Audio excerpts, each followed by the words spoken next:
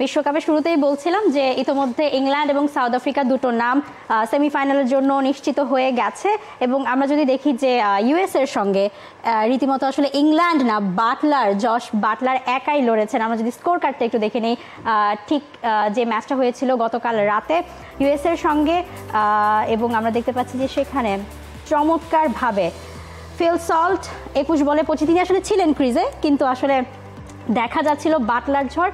38 বলে 83 রানের একটা চমৎকার ইনিংস খেলেছেন, যেখানে 6টা 4 এবং 7টা ছক্কা ইউএস এর বোলারদের ওপর, যেটাকে বলে মানে 218 স্ট্রাইক রেট, ছড়ি ঘুরিয়েছেন।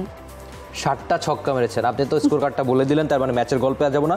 তবে এদিন রেকর্ডেরও ছিল প্রথম ইংলিশ ব্যাটার হিসেবে 500টা 6 টি20তে মেরেছেন জস বাটলার। সঙ্গে আবার একটা হ্যাট্রিকও হয়েছে। তার হ্যাট্রিকটা শুধু হ্যাট্রিক না, তিনি তো খেলছেন ইংল্যান্ডের হয়ে, কিন্তু তার জন্ম হচ্ছে বারবাডোসে। তো ম্যাচটা বারবাডোসে হয়েছিল। তার হ্যাট্রিক একেবারে স্বপ্নের মতো একটা দিন। নিজের জন্মস্থানে হ্যাট্রিকটা করেছিলেন। এই মাঠেই তিনি প্রথমবার খেলাটা দেখতে এসেছিলেন। আর সচরাচর হয় কি, ক্রিকেটাররা ফ্যামিলির সামনে খুব বেশি হ্যাট্রিক করার সুযোগ পান না।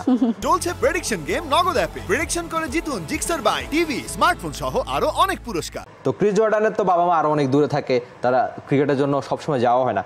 তো ঘরের মাটিতে জন্মভূমিতে একেবারে পরিবারের সামনে হ্যাট্রিক যাকে করা বলে, ক্রিস জর্ডান সেই কাজটাই করে দেখিয়েছেন। তার মা বাবা বোন সবাই ছিল, মানে একটা বিশেষ দিন আর বিশেষ উপলক্ষ অবশ্যই।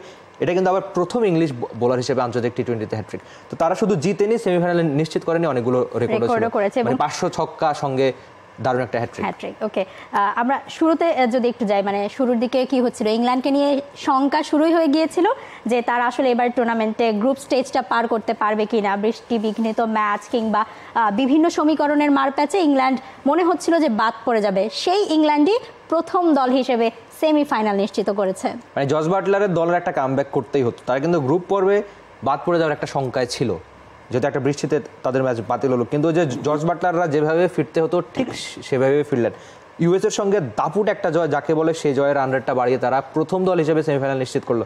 যে বলছিলাম না যে মানে বড় দলরা আসলে এভাবেই জিতে, এভাবেই ক্রিকেটটা খেলে, এভাবেই টি20 ক্রিকেটটা খেলা উচিত, যেটা থেকে অবশ্যই বাংলাদেশও শিক্ষা নিতে পারে।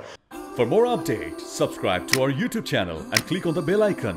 Follow us on Facebook and Instagram. Download T-Sports app to enjoy exciting games and highlights. Visit tsports.com.